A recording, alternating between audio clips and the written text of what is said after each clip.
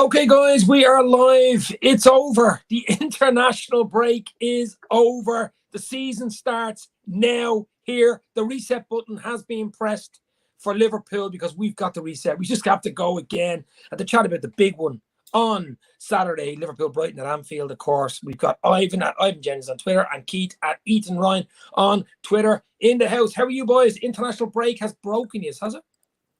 Not far off. Yeah, I mean, when you watch Ireland, I mean, 3-2 the other night against Armenia, fucking hell. They were cruising at 2-0 and then 2-2. It was a penalty, I suppose. It did hit his hand. Penalty, all right, yeah. But Jesus Christ. Now, the England-Germany game was a good game as well. There was a few decent games. Portugal and, was it Portugal last night? They lost 1-0 at Spain. But I'm just delighted to have the Reds back, and that's what we're on here about. Josh will look sharp. I watched a bit of that. Josh will look sharp, to be honest with you. Yeah, I'll tell you what, that's what we're going to talk about as well. A few of the lads did score a few goals. It's always good. We've a lot of players back. Kanate, I think, is back in training. So we've players back. We've no excuses on Saturday. Ivan is going to the game, so anybody sees him at the game, say hello. Ivan and his son is going to the game at Anfield at 3 o'clock on Saturday. So, guys, Saturday. It's a must win. As I say, it's a reset. What would you do? Go all out? We've players back. We've no excuses. I think the only players missing will be obviously Keita and Ox are out till October. I think Jones still is out. But I think we've nearly everybody back. Yeah. No excuses. So what would you do? Do you think there'll be a Graham Potter, well, I'm going to say non-reaction because he won't be there, but it'll be a different team. They probably play a different style. They're a quality side, Brighton. Let's be real. They're a decent side, even without Graham Potter there. They'll give us a game. If you remember the 2-2 last year, we were cruising at 2-0. I think we had a goal disallowed to go 3-0. It was tight. I think Mane scored. It was only a whisker offside. That goes in. You probably win the game. And they come back and get a 2-2. And then we're holding on, I thought, in that game. But Keith, what do you think? I mean, it's reset, isn't it? We've got to get the 3 points Saturday. It's a massive month. It's a huge month. Hate to say it in October, but it's not far off make or break. You know, we pretty much finished our Champions League campaign apart from Napoli at home, and we played the two top teams in the league currently on. You know, so we've to play those as well as, you know, a typical potential banana skin against the likes of West Ham. You've got Brighton under a new manager. Like, there's danger all over October. You know, like it's one of those months. It's like, yeah, it is Halloween month. It is a scary month anyway. It could very well dictate the kind of the season we're going to have. You know, if we come out of it, couple of wins, couple of draws, bit of a meh month, well, then that's probably going to dictate the season. You know, if it's catastrophic, I think it's catastrophic for the season across the major trophies that we're going for. Or if we absolutely bounce through it, we're going to be in absolutely flying form going into the World Cup break. So, you know, it's probably going to be one of the three, but probably overstating the obvious here, to be honest with you, you know. But if we can come out of this month, you know, thereabouts, having played that amount of games, you know, qualified for the Champions League, having not lost any more ground in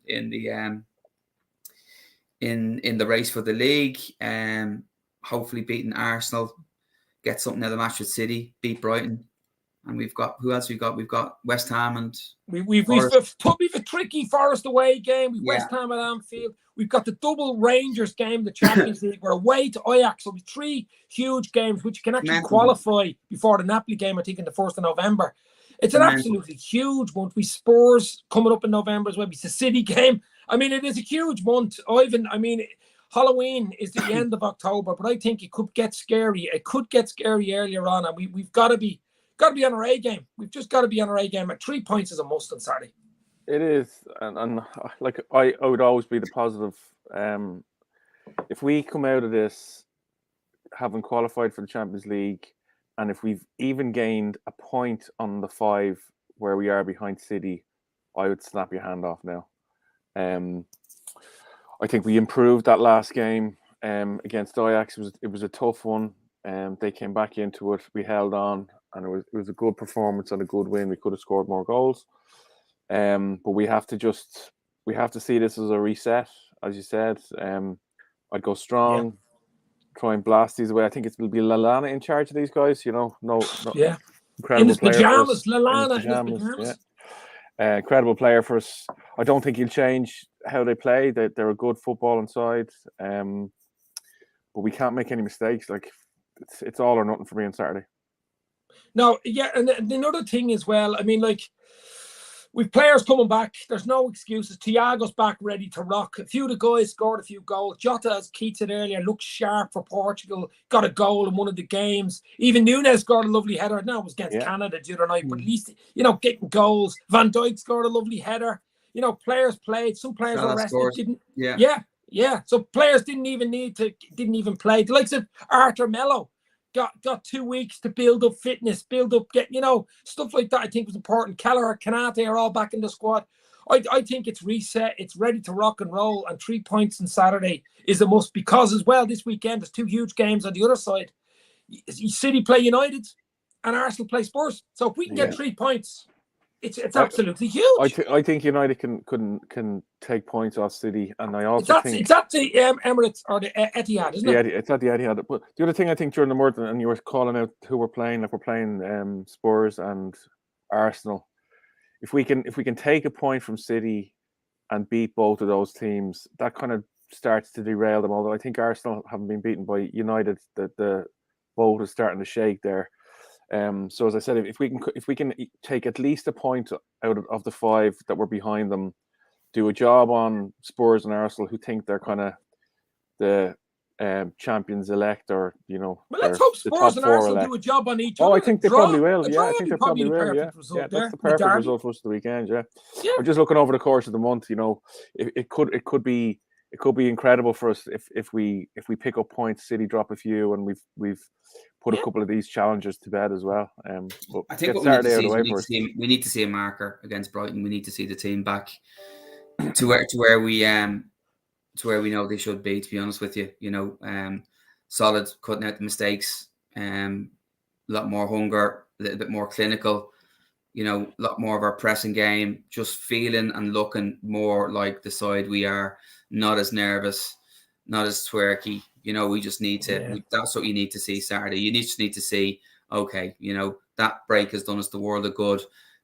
Lads have got a couple of games here, minutes under their belt. Klopp has managed to bring them back in, have a chat. We're reset, we're ready to go, and this is the Liverpool of old, and that's what you need to see against Brighton. Anything less than that, and it's just going to put the willies up absolutely everybody for the entire month, and we're all going to be on tender hooks. So we just need to build, right? So I think Saturday hunger is the word you said, Keith. Yeah, hunger. Yeah. I think it's a perfect game to come back to, lads. It's a Saturday, traditional 3 o'clock kickoff. I said, Ivan, you'll be at the game. We want a big roar from the Kop and from the ground, but it's a perfect game. It's autumn. It's 3 o'clock. It's Anfield. Get the 3 points in the bag. Then you have a home game midweek. I think it's Tuesday against Rangers in the Champions League, and then away on the Sunday at Arsenal. That won't be easy. We have a great record there, but that won't be easy.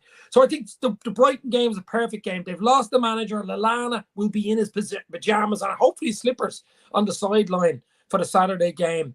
And to be honest, they're a decent side, but we should be far too good for them. If we play like the way we should, and as Keith said, I think it's important, first 5, 10, 15, give the crowd something to bleed and shout about. Get stuck in, similar to the Bournemouth. They're a much better side than Bournemouth, but you know what I mean? It's about starting. It's about confidence, it's about getting stuck in, getting a tackle in, chasing down, get that press in. But we'll talk about the team. The team, I think, is hugely important. Now, he has a lot of options, but he's got to get the midfield and I think the front 3 right. What team would you go with on Saturday, knowing what you know now that everyone seems to be fit? Keith? I think you'd probably go. I'd put Matt back forward with Matip. Oh yeah. I would. I'd certainly start. I'd have the 3 boys in the middle of the park. I'd have Fabinho, Henderson, and I'd have Thiago. Yeah. And then up front. This is the big one, I think. It is the big one up front. He may not start Darwin. He might go Salah, Diaz, Jota. That's what I would do. Yeah, same. Jota's look sharp. You said it earlier. Same. I mean, Nunes did get a goal and stuff like that, but we've bigger problems. We don't know what he's going to do. Yeah, we've bigger things to worry about than integrating Nunes into the team, right? So we have to get the season back on track, and he's now tried and trusted. He's a lower priority. Integrating him into the team is a lower priority than getting the season back on track. And with Jota in form, he's my first choice, number 9. Simple as that. Well, that's it. I mean, tried and trusted. Jota, I mean, Diaz has been brilliant for us so far this season. Salah looks back to some sort of, the Salah we've seen. He scored a great goal against Ajax in the last game. He got a goal for Egypt as well. He didn't play the second game for Egypt. He was sent home early. So I seen him in the gym and he's ready to rock and roll. So I would go Alisson, Matip, Van Dijk. Has to be Matip, Van Dijk. Let's just hope Matip can stay fit this side of the World Cup, because that is huge. Trent's back in. Robertson is back in. The other question is midfield. Henderson's only back. I know he came on the last few minutes for England the other night, but that must mean that he's fully fit. Ready to rock. Yeah. I'd give Elliott a rest, to be fair. I would. I'd have Elliott on the bench. I would go Thiago, Fabinho, Hendo, and I would go Jota, Salah, and Diaz. That's what I would go. Whether Klopp does it, I don't know.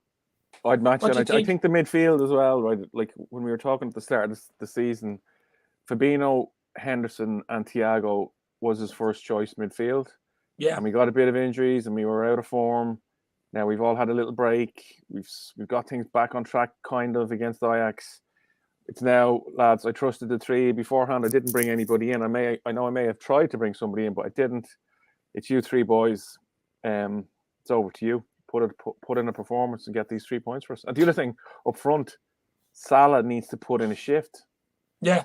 Salah needs to show us why that fucking transfer saga or this contract saga went on for so long, and why we all backed him and why we're all so delighted to see him sign. He needs to turn it on, and he needs to play like he played 2 years ago, and scare the living daylights out of the defenders, because in fairness to him, he's been off form since Christmas. He hasn't been great. I think it's a time for old heads. I think it's a time to get back to where we were. And I think once we start playing again with our tails up, we can then start to reintroduce the likes of an Elliott, or maybe a bit more time for Carvalho, and then have a look at Nunes. And I think there's games out there coming up where we could certainly start Nunes. I think against Brighton, the way they are, the way they set up at the back as well, maybe not the game for him. Like, I do think he will come in. I do think he's going to be a fantastic player for us, to be honest with you. But I think at this point in time, where we are at, with the season we've had, with the start we've had, if these boys are fit, let's go back to the way we were, finished off last season. Let's put the faith and the trust in those guys to start building up the platform again, and then we can start making some changes. Well, Eamon Kelly is making a point here, and I've seen a lot of it over the last few days. Not starting an 85 million player is a mishap. Why did we buy him? He's got to get into the groove as soon as possible. That's true, but we've so many bleeding. I think we've 3 games every week for the next 6 weeks. I think the Rangers game midweek would be a perfect game for him to start at Anfield. You know what I mean? Get him in there, bang, get a goal or 2 there, and you're ready to roll for fucking Arsenal on the Sunday. But Eamon's right. Do you know what I mean? Like at the start of the season, if you're not start of the season, he's in the 11 straight away. He has to be in the 11, right? Yeah. Now, we just can't afford to have somebody who, like, let's be clear, he hasn't found his feet. Look at how Haaland is integrated into the team. He's nowhere near that, and I'm not blaming just him, because the team has been off form. But unfortunately, he misses out now because the team have been underperforming, and we need to get back to basics. Yeah, he played himself. Plenty of games. He played himself out. He played himself out of the side with his ill discipline. Now he's got to work his way back into the side. That's a really good point as well. At a club the size of ours, just because we spent 65 fucking million on it, doesn't mean you've a right to walk back into that size. You've got to earn your right. And he's had a couple of chances as he come back and hasn't exactly covered himself in glory either. So I think he needs to earn his right back in with the side, to be honest with you. So he gets, and Klopp will do this to make sure he learns his lesson. He'll get cameos here, cameos there. And then when we feel he's right and he's rocking and rolling, he'll get his chance to come in again. He absolutely will be. I think he's going to be fantastic for us. But I don't think you just throw him back in off the back of whatever we paid for him, because ultimately he played himself out of the side. Yeah. Darren O'Connor, Daz, smash the like, subscribe. Let's get Dave to 6K. Daz, you're absolutely right. And let's get Liverpool Connection podcast, which of course he runs. Check it out on YouTube. It's a top class podcast. Are you in the cupboard, Dave? No, I'm actually in Ben Davies' apartment here. Ben Davies' dungeon apartment here. You and Dan. What? Dan will be into you now in a minute. And look after you. Salah has been too isolated, probably a bit of him out of form, and the players around him not clicking yet. Look, as we said, hoping for a reset here. I'm nearly forgetting about what's happened so far, lads. I think you've got to forget some of the performances were on, like they on were Liverpool, so bad. Like I'm trying to think what game was it. The Everton game where he had the United game. He had the fewest touches he's ever had in a match. And it was, I think when we were talking about it, it was like they were playing, right, we've got a new number 9 in the team who wasn't even in the team at the time. And the two lads were just stuck to the sideline. You're kind of going, listen, you're one of the best players in the world. You need to be a little bit more flexible here. So I think there's a huge amount expected of the likes of Salah over the next few weeks to just go back to basics and show us what you used to be able to do, buddy. You can go through them 1 to 11, 1 to 14, 1 to 16 since the start of the season, and they've all been misfiring, you know. So none of them have really been firing on all cylinders. So it's systemic across the team, you know. So I know you do highlight the players that I suppose the more prominent players, you know, like Van Dijk has gotten his fair share, Trent has gotten his fair share, and Salah's gotten their fair share. Yeah. And they just get it because they're more prominent. But to be honest with you, when you look at them to a man, apart from Thiago when he's being fit, you know, everybody else has been misfiring. I think the key is fitness. I mean, if we can keep Thiago, Matip, this spine, Thiago in midfield, we know what he can do. We know what he did against Ajax and what he brings to the club. He just makes everybody else play. Plus, it opens it up for the front three.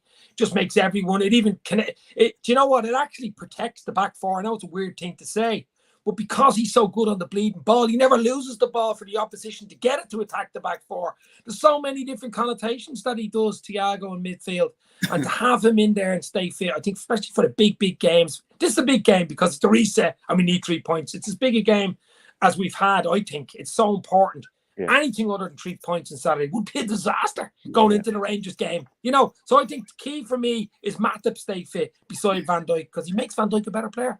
Thiago in midfield just makes our whole bloody team better.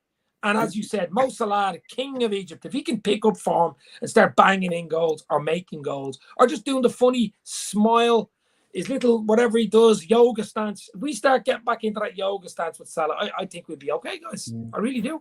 And the other thing to bear in mind is that although we want a strong performance, I think it is more about the results, you know. Like I'd love to see a good performance because but lads haven't played nearly a month, you know, so it's not going to be easy for them to come back in and just slot back into place. Yeah. So it'll be all about the effort. Look, I take 1-0 now, Keith. Yeah. I take 1-0, right? You give me 1-0, I'll take it. Get the win. Everybody wants a 3-4-0 performance. Oh, he was brilliant. What a goal. 3 points, clean sheets. Yeah. But right now, the position we're in after the break, we've been really poor. We were okay against Ajax. We did the job. But even the Ajax game, there was 1 or 2 little iffy moments, wasn't there? It was, and that's what I'd like. Way, you know what I mean? You'd like to see that a clean sheet, but I'd also like to see that combination on the right. Control, I want to see. The combination on the right between Matip, Trent, Henderson, and Salah. That if Trent does move, I want to see Henderson naturally dropping back in there. You know, if we do get targeted on the right and we're still willing to have Trent push forward, I want to see us acknowledge that and, you know, have Matip and Henderson properly covering for him when we were doing that, you know, 12 months ago and doing it really, really well. And because Trent, he's had a tough week, I think, with the being pulled out of the week. Yeah, being pulled out of the England squad. Well, what's your take on that, lads? We don't talk for. I think it's absolutely disgraceful. I think it's absolutely disgraceful. Like, why bring him up? Like, let's remember, he's 21 years of age, right? He's a child for the most part, right? In our terms, he's been brought into the team. Well, certainly, and in my terms too, he's been brought into the team, into the squad, and sent home without even getting onto the bench. Like, what is the point in even bringing him? Have a phone call with him, tell him, listen, buddy, I'm not bringing you. Save all the freaking media hype and just don't bring him and let him stay with Liverpool and he can train. It's ridiculous. In a way, in a selfish way, I'm delighted he's not playing for fucking England, so he won't get injured. I want to play for Liverpool. And you know I think when you marry that up with the coach coming out with saying things like the likes of Kieran Trippier, who's 33, I think, who's a better defender than him. He's playing Luke Shaw and Harry Maguire, who can't even get into the United team. He's playing Declan Rice, Reece James, John Stones. It's such a defensive team. Yeah. And you can see over recent weeks the England team, the results they're getting. They're being beaten by the stronger teams. They've very little creativity in there. And I think listen, keeping him out. He's showing faith and still playing Harry Maguire. For fuck's sake! So Exactly. like, forget about it. But I think you have to remember the last time. I think he got dropped and then was brought back in. His performances thereafter were immense. So he used it as a positive in terms of his performances. Hopefully, he does the same again. To be honest with you, just to show them what he's missing. I think he'd been dropped, and then he was absolutely phenomenal for a while and got himself into that squad. So, but I think sooner rather than later, you'll probably see a change in the England setup. And anyway, and whoever comes next will probably give him a little bit more of a run in. So it can happen in football. I think it's such a shame for him because the World Cup, it always happens. The World Cup, sure. It is a World Cup, but I think England always have this. He's such a talent, and you just wonder, with the exception of Klopp, will anybody else trust him and be able to play a system that supports how creative he is and how good on the ball he is? I don't know. But you look at England. I mean, England have talent. Even Mount, when he came out, all these players that they have, really attacking players. And when they went at Germany with those attacking players, they basically start taking Germany fucking apart. You know what I mean? So to sit back and play that stupid way that Southgate plays, I don't get it. It's just going against everything that you'd expect from an England team, Yeah, and they have players against Germany. He was poor. He was as poor as obviously in Trent all season. Made a couple of mistakes, all right. Like they have a team. They have a good enough team to go after teams. Like you look at them and you talk about golden generations from Lampard and Scholes and Gerrard. Gerrard were playing. Look at the players they have. Like to me, Foden is a wonderful footballer. Sterling still young there. Lad up front. Harry Kane, Saka, Mount, as you said, Dave. They have an absolute wealth of talent there. Bellingham playing as an 8 there. The size of that kid, fucking hell, he is a player, and you just see him linking up there. They've just an absolute wealth of players. But if you've got that defensive mindset, you're gonna get found out by the better teams. Simple as that. Del Boy Gunner TV is in. What's that bleeding story, bud? You all right? I'll have to do a video with him next week for the Arsenal game. We'll have to get him on. He's a mad fucker, he is. We'll have to get him on, get his views on the Gunners, as they say. And Doug from Dugout Football Channel there as well. If he doesn't get picked, that's okay. It is an idiot. He is an idiot, even if he gets picked. Let's be real. What else have we got here? Got a good few people in here now. Of course, is in. Stevie Gerrard's best mate. It was Sven and Capello who used to play Gerrard right of midfield. Benitez played him on the right as well in the Champions League, buddy. Yeah. So I think they're talking about England, though, aren't they? Get the facts right. Yeah. Statistically, his best position for Liverpool. But I'm just trying to check that one out there. But a lot of people in here. Carl Rager from Germany. Southgate praising German players was a blow for the Three Lions. Well, we're not going to spend too much time talking about England, but before we go, we'll have a quick word about Bellingham. I looked at him the other night. Now, he's very good. He's 19. I can't believe he's still bloody 19. Sounds like he's been playing for years. I know he's playing probably 17. I think we've been talking about him for years. Yeah. The more I look at this, the more I think he's going to fucking Madrid. You know that? I think the only chance we have is to get it done in January with something.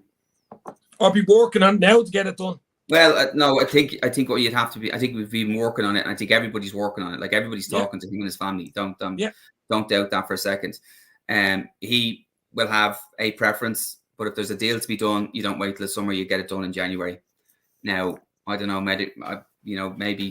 Maybe there's a reason why Naby is just hanging around like a bad fucking smell. Maybe we can just use him as a bit of a make weight. Maybe he's a part of the deal. I've been saying that for about fucking 12 months. Part of the deal, and then it helps us cover off some of the wages. I don't think it's all about the money with the kid. I think he wants to make the right moves. He's still got another huge move left in him. He's 19 years of age. Even if he signs a 4-year contract, he could go at 23 if he keeps going the way he's going for absolute mega money, and we won't be able to hold on to him, lads. But we could get 4 or 5 years out of him. He may feel under Klopp this is the best player for him to go for his developments, rather than just go off to a basket case club, not a basket case club, but a club like Madrid, or who are constantly going to. Club like Madrid, he's not even guaranteed to start the fucking game. Yeah. Or you look at it, and like is Pep going to be around for the next 4 years there? United is still a bit of a basket case. Madrid will chop and change their managers. Like, it does feel like he wants to go someplace where there is a degree of solidity, where he can learn his craft, and then maybe at an appropriate time, 24, 25, he makes his big money move and he goes. So I don't think we're dead in the water by any means to get him, but oh my God, is he a fantastic player. I thought January as well at the start of the season, Keith, because I thought Klopp was going to stick with the three boys, see how they work out, and if we got an injury or if it wasn't working, he'd pull the card on him in January. And I think that's the most likely scenario that we get him. I think if we do wait to the summer and it gets into a bidding war, sometimes the players' wishes just go out the window there to a certain extent because the money is just too crazy. Yeah. So I think January is. I would agree. That's our best chance. Do you to get think him. though they go? I think they were looking. I did something with James Pearce there last week, and he was saying, I think it's 130 million. So would we get 50 for Naby? No. Would we? No. With his VHI bill, you mad?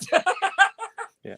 With his VHI bill, it's probably 50 million already. But if we were prepared to spend that money in Tushimeni and we didn't spend that money in what did he go for? In the end, I don't know. It was about 80 or something, was 80. it? And again, like, I think Klopp, in fairness to him, he's talked about, I won't pay these fees, and then he pays what's I think the only possibility is something like what Keith's saying, a player swap, plus wages, plus say maybe 70, 80 million plus Naby, something like that, to offset the fucking transfer fee, maybe. But it's going to be an interesting. But Naby, yeah. No, I think it could be. I think it could be amongst the home. A lot of these English players are real homeboards. They want to get back to their own league and their own country. Yeah. So, and he might say, "Listen, I'll do my 4 years." I think it's probably between. United were very close to getting him before he went to Dortmund. So they'd probably back in, but they're probably still a bit of a basket case next year, I would say, to be honest with you, in terms of what's going on there. And listen, you've got the pull of Pep and you've got the pull of Klopp. I think it could be between one of those two, to be honest with you. Yeah. But the other point, though, Keith, about them moving on, like from what I was reading today, Haaland will be going to Madrid pretty soon as well. Not pretty soon, but 2 or 3 years. He has no intentions of staying at Man City for the rest of his career. Do you know what I mean? No. Whatever we think about it being, whatever we think about Man City and how batshit crazy Real Madrid is, they've won the most Champions Leagues. They beat us in the. You're going to get a good shot at the Champions League if you play for Madrid. That's the reality of it. Do you know what I mean? And it's like the facts will tell you that. And you can see why players. You've got the weather, you've got the lifestyle in Spain as well. The salary, the money, exactly. Totally. And plus, you've got their partners, family probably saying, we're up here in Manchester in the bleeding summer or the winter when it's snowing and it's cold. Look at the career Gareth Bale had over there. Like the money the career Gareth Bale had over there. And look at the number of clubs he had been to as well. You know what I mean? So you can make lots of money. The sun. But if he wants to improve, just for Bellingham, if he wants to improve as a footballer, right? And to, I don't think it's the right move for him now. No, and I think similar to Haaland, he wants to learn from Guardiola. 4 years under Klopp, and still be 23, 24 years of age with his best years ahead of him. He won't get that chance again, probably, to play under Klopp. So if he really wants to play under Klopp, maybe now's the time to do it. Well, Klopp only has 4 years, including this year, left. Yeah. So that's 2026. Now he could put an extension in there. I mean, Bellingham could say, listen, 4 or 5 years. I think you're signing a type of player like Bellingham on a 5-year deal because of that age. He'd be only 24, 25, right in the fucking peak of it. You always give younger players a longer deal, you know what I mean? Yeah. And then if we want to flip him on then for 150 million because he's been the best player in the world, well, there you go.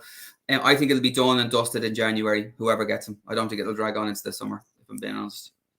Let's just hope and pray it's Liverpool. Yeah. Guys, before we go, hit the like, hit the share. Obviously, Brighton, Liverpool on Saturday, 3 o'clock at Anfield. Ivan's going to it with his son. I want a big show. I want the crowd to get behind the team. Liverpool to get in, get stuck in, get the win. I'm going to go 2-0 Liverpool. Salah and Jota to score. I don't really care once we get the 3 points. That's what it's all about. The reset starts here. And guys, just before I go, check out the 3 interviews I did last week. James Pearce, Garrett Roberts, and the Pocket Rocket, Wayne McCullough, in the house, baby. Thanks to Ivan. Thanks to Keith. Thanks to the guys in. What is Del Boy saying here? They 100% will be doing something next week. I'm going to do the same. Yeah, absolutely, Del Boy. Arsenal, you can come on here. Once you don't curse, you're allowed on, right, Jill? Fucking lunatic. But Fucking loony. Keith, Ivan, thank you very much. That was brilliant. Thanks, Absolutely lads. enjoyed that. I presume we're going for a win. I know you don't like score lines, but 3 points. I'll go 3-0. I'm going to go for a win. I'm going to go for a win, the clean sheet. Yeah. 3-0. 3-0. Ivan, let's hope and you enjoy your trip.